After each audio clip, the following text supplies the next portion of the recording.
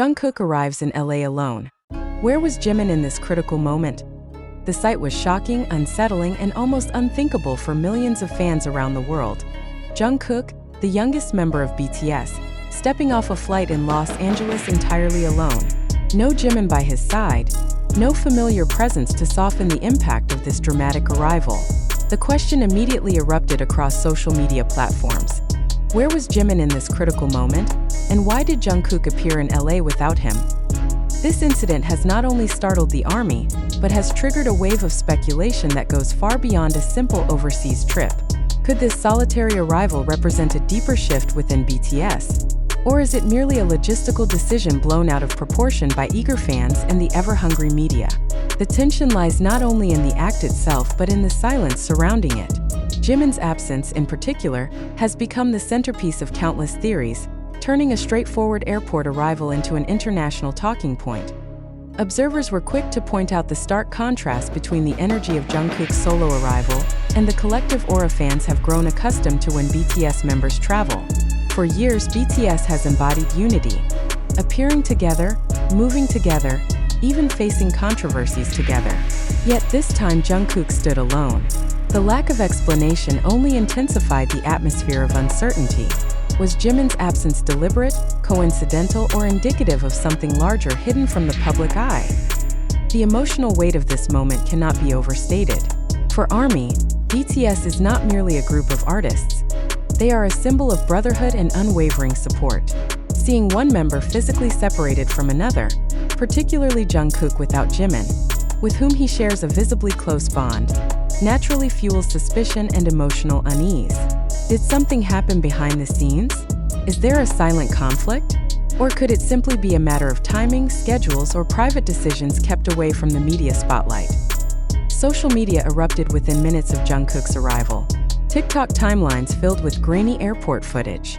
Twitter hashtags soared, questioning the absence of Jimin.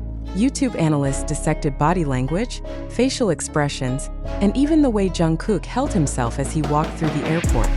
To some, his demeanor looked calm and focused, as if he were on a mission.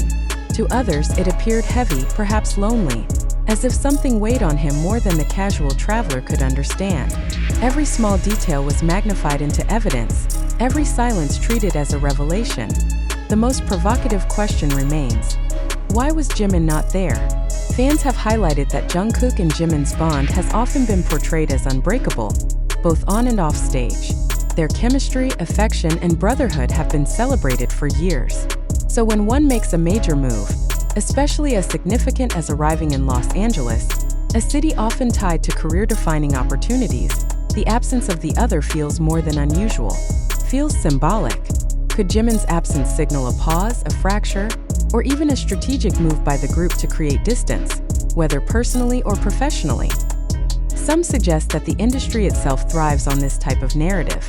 Media outlets and entertainment insiders know that BTS generates massive global attention, and any disruption to the image of unity is a potential goldmine for speculation. Could this be an orchestrated move to keep BTS at the center of the global conversation, particularly as the group navigates individual schedules, military service responsibilities, and evolving artistic directions?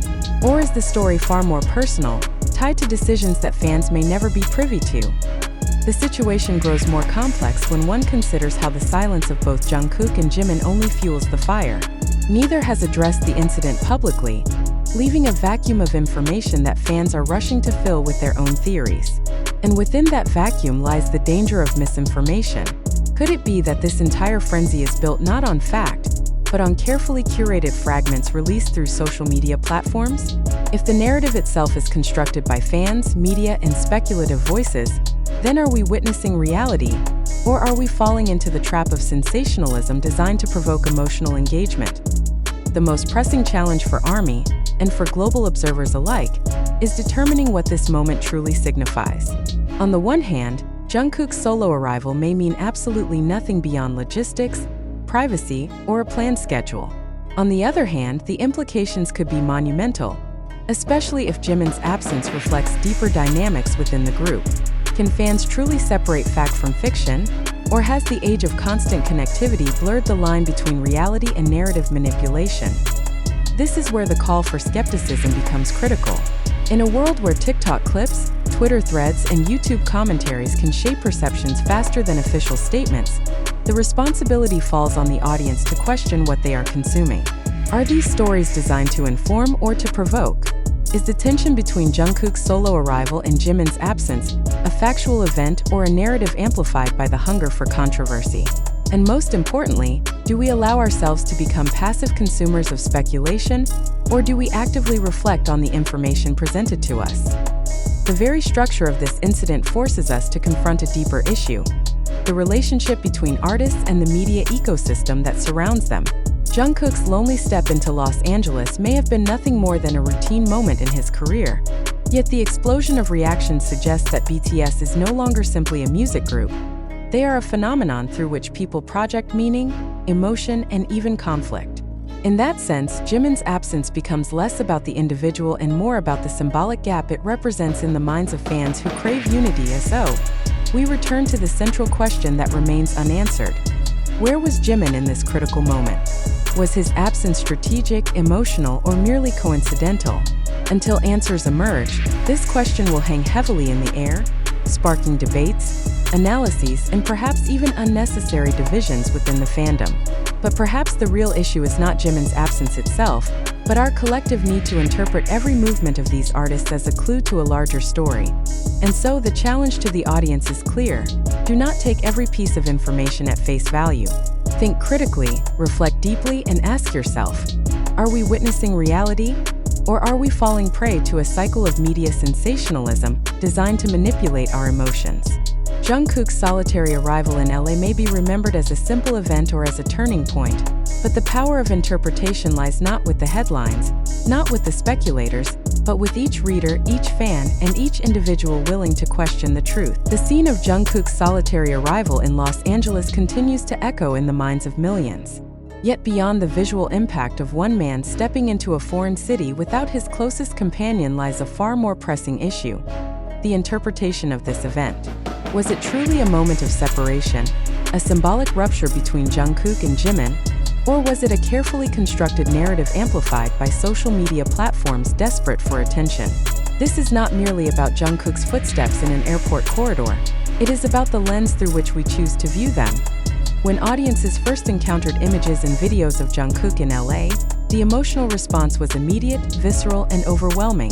Fans demanded answers and speculation surged.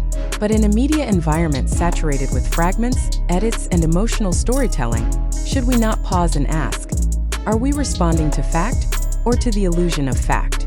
Could it be that this incident has less to do with reality and more to do with the narratives fans and media have collectively constructed? The silence of Jimin becomes not only a personal absence but also a blank canvas onto which every theory can be painted. This raises an urgent question.